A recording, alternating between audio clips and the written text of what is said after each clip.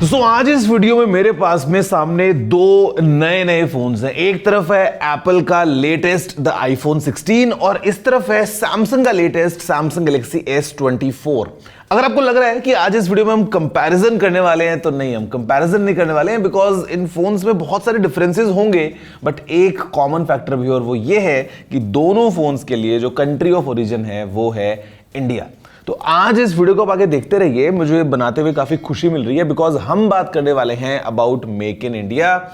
Today 25th of September marks it's 10th anniversary और थोड़ा सा ना हम कंफ्यूजन को भी क्लियर करेंगे बिकॉज ये ऑनलाइन मैंने देखा है कि लड़ाइयां बहुत चलती हैं, असेंबल्ड इन इंडिया होता है, ये होता है, वो होता है।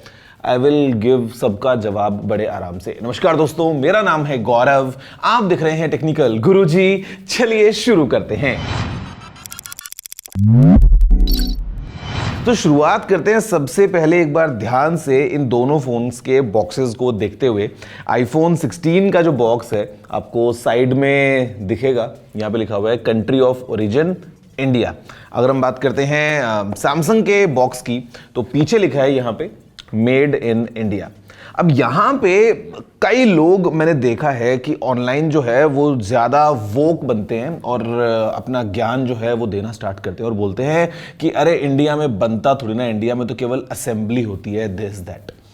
गाइस, थोड़ा सा अपने दिमाग को बढ़ाओ, थोड़ा सा जो है वो चीज़ों को समझो तो बेटर समझ में आएगा कि एग्जैक्टली क्या हो रहा है। सबसे पहले हम बात करते हैं about this initiative make in India.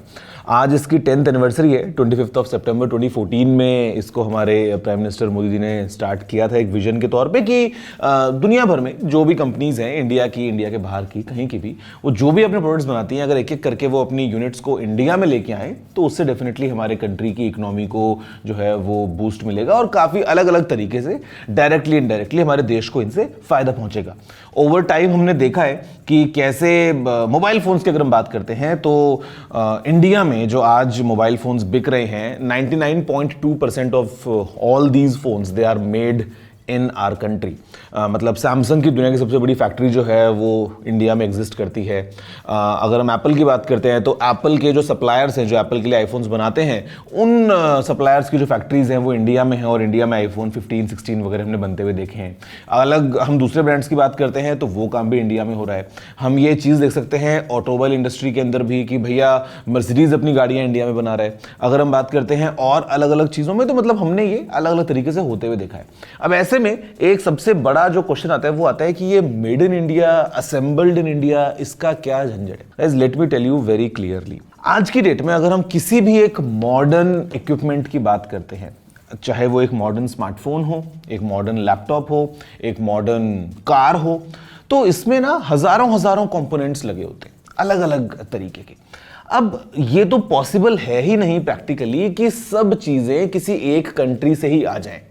मतलब आज आप सोचो कि आपने एक गाड़ी ली है, एक फरारी ली है आपने, इट्स एन इटालियन कार, तो अब क्या लगता है कि फरारी के अंदर जितने भी पुर्जे लगे होंगे और फरारी इटली में बनी है तो क्या वो सब चीज़ें इटली की ही होंगी?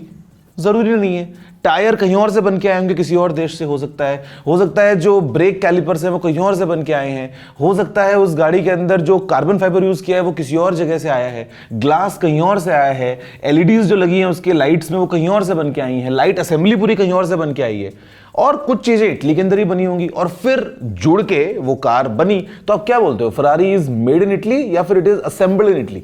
एक कॉमन क्वेश्चन है। मतलब सिंपल सा एग्जांपल, आपकी एक गली में अगर एक पिज्ज़ा की दुकान है जो पिज्ज़ा बना के बेचते हैं, अब भाई ऐसे में मैदा कहीं और से आई होगी, मिर्च जो है वो कहीं और से आई होगी, प्याज कहीं और से आए होंगे, तो आप क्या बोलोगे कि ये पिज्ज़ा बना रहा है या पिज्ज़ा असेंबल कर रहा है? क्योंकि प्याज तो उसके खेत में नहीं है, उसके पास तो खेत भी नहीं है, उसके पास तो केवल एक रेस्टोरेंट है। तो यहाँ पे ना हमको ये समझना जरूरी है, दुनिया भर में भी जहाँ पे सैमसंग की फैक्ट्रीज फॉर एग्जाम्पल वियतनाम में भी हैं, कोरिया में भी हैं, दुनिया में अलग अलग जगह पे है। अब सैमसंग के फोन जो वियतनाम में बनते हैं, क्या हम उनको ये बोलते हैं कि असेंबल्ड इन वियतनाम है कि मेड इन वियतनाम है? तो मुझे पता नहीं, ये इस बात पे बड़ा ना एक मतलब बुरा लगता है देखते हुए कि कैसे हम अपने ही देश की चीज को, जहां पे एप्पल अपने बॉक्स पे लिख रहा है country of origin India, Samsung अपने बॉक्स पे लिख रहा है मेड इन इंडिया, और हम इसी बात पे लड़ाई कर लें कि यार ये इंडिया में बना भी है कि नहीं। Guys these are modern high end electronic devices. यहाँ पे जो कंपोनेंट्स लगे हैं वो प्रैक्टिकली किसी एक कंट्री में बनते भी नहीं है।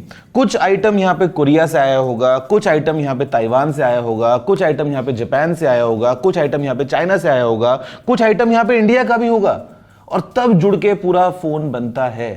और ये अक्रॉस इंडस्ट्री यही ट्रेंड है। जो फोन चाइना में बनते हैं वो भी पूरी तरीके से चाइनीज नहीं होते हैं, उसके अंदर भी कंपोनेंट्स बाहर की कंट्रीज से भी आते हैं। हमें ये समझना जरूरी है। और अगर हम देखें इसके पूरे इंपैक्ट को, तो guys look at the infrastructure, look at कि वो हजारों हजारों लोगों को जो डायरेक्ट या इनडायरेक्ट जॉब्स मिल रही हैं, उससे कितना फायदा मिल रहा है हमारी इकोनॉमी में। Look at the amount of technology transfer जो होता है। कई बार जब लोकल मैन्युफैक्चरिंग होती है तो टेक्नोलॉजी का ट्रांसफर भी किया जाता है, मतलब ऑल टुगेदर R&D स्पेस में। और मोबाइल फोन्स के अंदर हम देखते हैं तो धीरे धीरे करके all these companies they are kind of trying to source जो कंपोनेंट्स हैं वो इंडिया से ही। इंडिया में वो इंडस्ट्री भी बहुत ज्यादा फ्लरिश कर रही है, एंड दैट्स द रीजन कि एप्पल आईफोन इंडिया में बना रहा है। न सिर्फ बना रहा है, इंडिया से बाहर एक्सपोर्ट भी कर रहा है इंडिया के बने हुए आईफोन्स। सैमसंग ये काम कर रहा है और बहुत सारी कंपनीज ये काम कर रही हैं। तो मेरे ख्याल से आपको समझ में आ गया होगा कि ये जो लड़ाई है ना, और मेरे को कई बार ऐसा लगता है कि पढ़े लिखे लोग, बड़े बड़े लोग भी इस बात के ऊपर आ जाते हैं कि तो असेंबलिंग हो रही है। यार असेंबलिंग हो रही है तो फिर तो सब कुछ असेंबलिंग ही हो रही है दुनिया भर में, है ना। फिर तो मतलब आज अगर टेस्ला भी अपना अगर एक रॉकेट बनाता होगा तो उस रॉकेट के कंपोनेंट्स दुनिया में अलग जगह से आते होंगे। बोइंग अगर अपना एक एयरक्राफ्ट बनाता है जो कि एक अमेरिकन कंपनी है, तो जरूरी नहीं उसके अंदर सारे कंपोनेंट्स जो लगे हैं वो अमेरिका से आए हैं। यार पॉसिबल नहीं है ऐसा, because in this global age you can not do this. किसी भी कंट्री के लिए कर पाना बहुत ज्यादा मुश्किल होगा, और अगर वो कर भी ले तो उसकी कॉस्ट बहुत ज्यादा होगी। और इनफैक्ट इंडिया में तो जो विजन है, जहां पे हम देख रहे हैं आगे the way we are moving, कि सेमीकंडक्टर्स जो है उसको लेके हमारे पास में जो है वो आगे हम देखते हैं कि ग्रोथ के बहुत बड़े सिनेरियोज हैं ऑल अक्रॉस कंपोनेंट्स की। अगर हम बात भी कर लें तो ये चीज का ध्यान रखना बहुत जरूरी है। Next time you buy a phone, देखो बॉक्स पे and feel good about it कि ये हमारे ही साथ के लोगों ने, जो वर्कर्स फैक्ट्रीज में काम कर रहे हैं, जिन्होंने कुछ सीखा है टेक्नोलॉजी के बारे में, जो असेंबली लाइन के ओर बैठ के मोबाइल फोन्स में कंपोनेंट्स जोड़ रहे हैं, उनको बाद में टेस्ट करते हैं और बाद में वो फ़ोन डब्बे में डल के मार्केट में आता है और हम यूज़ करते हैं। कितनी अच्छी बात है कि हमारे अपने लोगों के हाथों से बनाया हुआ फ़ोन है यार। फिर चाहे वो सैमसंग का लेटेस्ट फ़ोन हो या एप्पल का लेटेस्ट फ़ोन हो, कितनी बड़ी बात है। आप सोच के देखो इस बात के बारे में। आई होप कि आपको वीडियो पसंद आया होगा, और I think let's appreciate this fact कि मेक इन इंडिया जो है वो उसने कितना बड़ा ट्रांसफॉर्मेशन किया है over the last few years. और आगे चल के ये चीज़ आई एम श्योर और बड़े स्केल पे जाने वाली है, जहाँ पे दुनिया की बड़ी बड़ी companies they want to come to India, they want to start their manufacturing hub in India. India हमेशा से एक ट्रस्टेड पार्टनर रहा है। इंडिया हमेशा से वो जगह रही है जहाँ पे the environment is rightly suited, लोगों में टैलेंट की कोई कमी नहीं है। मतलब आज अगर किसी फैक्ट्री में 1000 लोगों की ज़रूरत है तो इंडिया में वो 1000 टैलेंटेड लोग अवेलेबल हैं जो बहुत जल्दी कुछ नया सीख सकते हैं, ट्रेनिंग लेके तुरंत अपना काम जो है वो शुरू कर सकते हैं। और किसी भी कंपनी के लिए बड़ा आसान होता है इंडिया में आके अपना कोई भी मैन्युफैक्चरिंग सेटअप लगाना। तो it is a proud moment, and I think अब there should not be any confusion between कि कोई भी प्रोडक्ट जो है वो मेड इन इंडिया है या असेंबल्ड इंडिया है। आई होप कि आपको इन दोनों वर्ड्स का मतलब समझ में आ गया होगा। और पिज्ज़ा वाले से मत बोलना कि तुमने पिज्ज़ा की असेंबली करी है, उसने बनाया है अपने रेस्टोरेंट में, सामान अलग जगह से आया होगा, but after all it's his skill कि वो पिज्ज़ा बना के आपको दे रहा है।